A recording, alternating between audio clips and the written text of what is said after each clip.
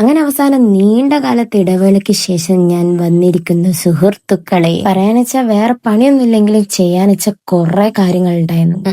എന്താ പണി എന്ന ചോദ്യത്തിന് പ്രശസ്തി. ഡിസ്ക്ലൈമർ, ആർത്തി മൂത്ത് തിന്നുമ്പോ ശ്രദ്ധിക്കണം. ഓക്കെ, വേണ്ടേ ഞാൻ പണി കഴിഞ്ഞ് വരുമ്പോഴേക്ക് എന്റെ അമ്മ രതീഷ് ഉണ്ടാക്കി മേരിപ്പി അരിയും മാതാശ്രീ. അങ്ങനെ 2-3 പയമ്പേര് തൊള്ളയിലിട്ടുള്ള റിയാക്ഷൻ ആണ് നിങ്ങൾ ആദ്യം കണ്ടത്. എനിക്കും എന്റെ അനിയനെ ഒരു സ്ഥലം വരെ പോവാണ്ട്.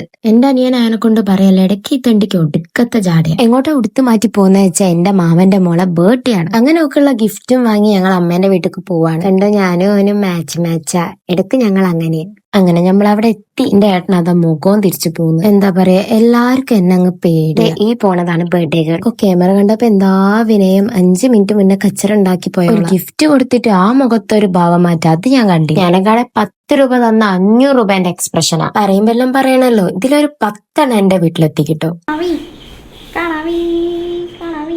അങ്ങനെ വന്ന പരിപാടി സ്റ്റാർട്ട് ചെയ്ത്. And here comes my brother. എന്തോന്നടെ കാണിച്ചു വെച്ച പാവം എന്റെ കൊച്ചിനെ. ഇനി ഞാനായിട്ട് ഇനി കുറയ്ക്കണ്ടല്ലോ. എന്താന്നറിയില്ല, എന്നോട് മാത്രം ഇങ്ങനെ. അവസാനം മന്തി കഴിച്ചപ്പോഴാണ് റാഹത്തായത്. എത്ര വയസ്സായി? 10ന്റെ സ്പെല്ലിംഗ് ആറാ. ഇങ്ങനെ ഇഞ്ചിഞ്ചായി കൊല്ലാതെ എന്നെ ഒറ്റയടിക്കാൻ കൊന്നുതരാൻ പറ്റും. അത് ഈ പറഞ്ഞെടുത്ത് നേരത്തെ TON അല്ല TAN. എനിക്ക് എന്റെ കൊച്ചിനൊരു മെമ്മറബിൾ ഡേ കൊടുക്കണമെന്നുണ്ടായിരുന്നു. അതെന്തായാലും ആയിക്കിട്ടേക്ക്. ഓക്ക് അങ്ങോട്ട് സന്തോഷായിക്കണ്. അവസാനം എല്ലാരോടും ബൈ ബൈ പറഞ്ഞ് ഞങ്ങൾ മടങ്ങുകയാണ് സുഹൃത്തുക്കളെ. സോ അത്രേ ഉള്ളൂ. Bye guys.